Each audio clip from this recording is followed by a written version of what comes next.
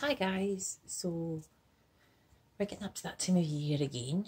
It's coming up to Christmas, which is obviously a really hard time for me and my family, and I think more so this year for me because I've kind of accepted and taken on the reality of everything that me and my family have been through, especially myself. I didn't really kind of accept the enormity of it all until a couple of months ago.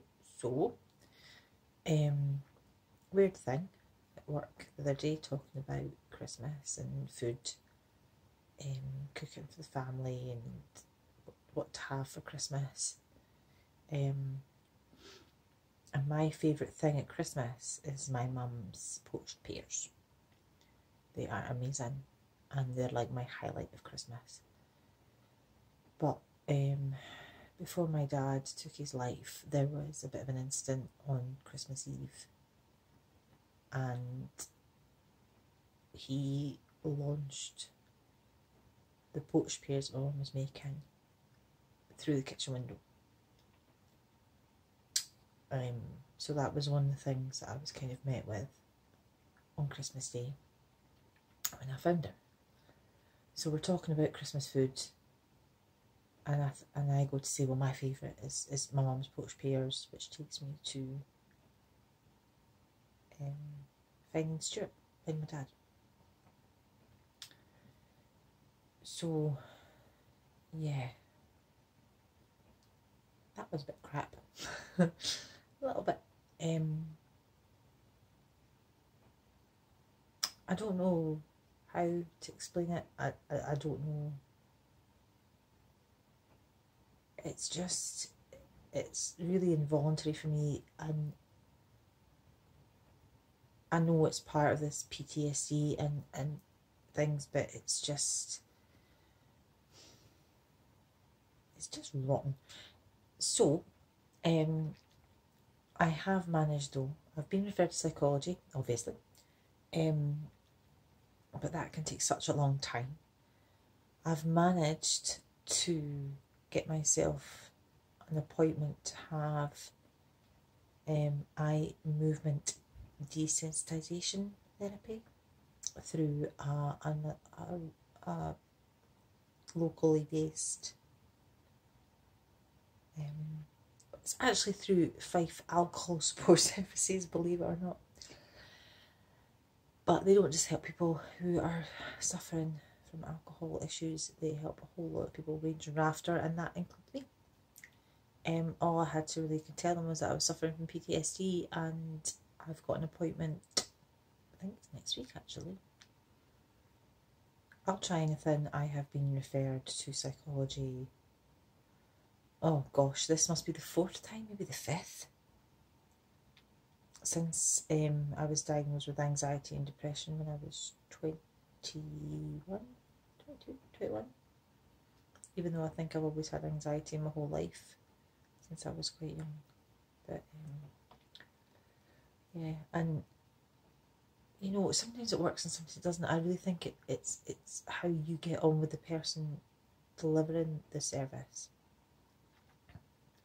After I had my breakdown in 2010, the guy that I saw after that, I was still in the height of like just kind of finding my feet with medication and still getting that right, and I just wasn't ready for it. But the last time, and I really wish I could remember her name, there was 2 wonderful women who helped me. The first one, who was a student actually, who initially assessed me, said to me, you know, explained to me that I was hyper aware and what that meant, and that made sense to me completely, and it was like a piece of the jigsaw just slotted in.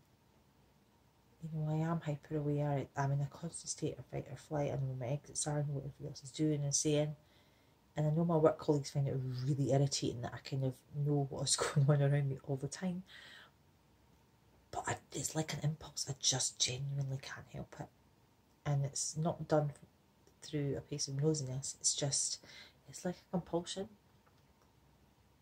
that I have to know what's going on with other people around me at all times. So I'm not the best, the most best person to work around, I don't think.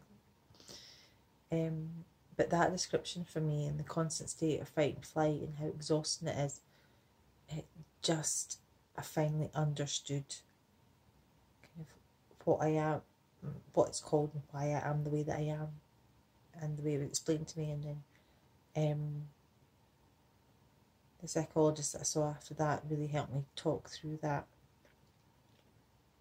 I really don't want to go back to psychology. I don't want to start back at the year dot and go through it all again. I really just want to deal with what happened on Christmas Day in 2016. My husband and I have been going to couples counselling because we were really struggling as a couple and our marriage was in serious trouble. And the wonderful lady at Relationship Scotland said to me, I think it was the second or third session, when was the last time that you were genuinely happy as a couple? And it was before my dad died. And I hadn't realised, again, the impact that his death had had, not just on me. I was very aware of the effect it had on my little boy and the rest of my family, but the impact it had on my husband as well.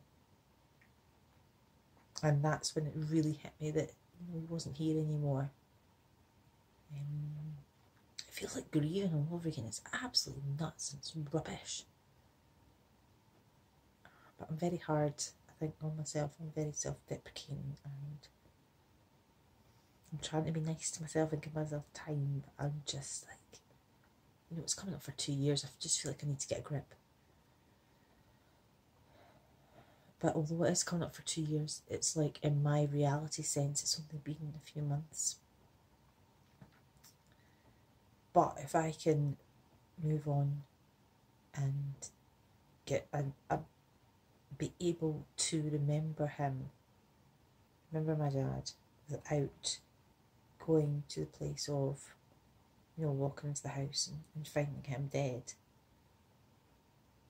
If I can move past that, because I relive the whole thing, start to finish, every time he's mentioned, or I have a memory, or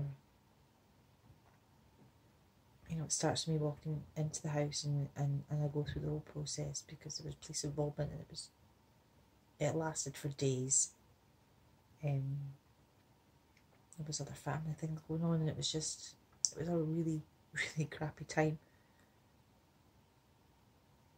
And it's like I relive it in microseconds. It's like it only lasts a few minutes, but it's the whole thing from beginning to end. And if I can move past that and try and think about him without going to that place, talk about poached pears without thinking about how he launched them, through a window, then I'm really hoping I can find some sort of comfort, peace, I don't know, peace maybe, maybe like a bit of peace inside my head. And I'm really hoping it'll help me sleep, because again, my sleep's not great, but I have had my medication increased, but yeah, I can get to sleep usually, but then I wake up sometime between 2 and 4 o'clock, and then it's a bit of a hit or miss. So still a work in progress, but I'm really hoping. I don't think it'll be a miracle cure. I am kind of pinning everything, my hopes on it. I don't think there's any way for me to rewire my brain. Cognitive behavioural therapy and CDs and mantras, and I can't shut my brain off. I can't do it. So I'm really hoping this will, it's not going to erase what happened, the feelings of what happened, but I'm hoping it will soften it a lot more than I'm going through right now. So we'll see. So that's my little update for you all.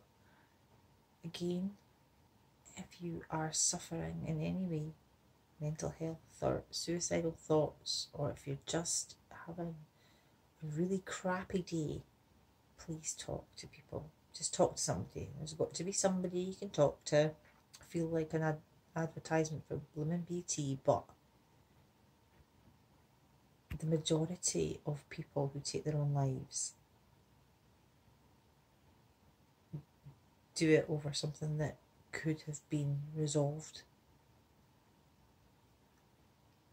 And if that's you, I'd really just encourage you to, just for a millisecond, just let yourself appreciate the impact of your loss on your family and friends. Just for a second. And then I'd like you to pick up the phone and call somebody. Anybody. The Samaritans, a local charity, a friend, family member, anybody. But please believe me, it's not the only option. And there are people out there that love and care for you. And you know, your loss will ripple and devastate and change people's lives forever. Just talk, folks. Take care. Good night.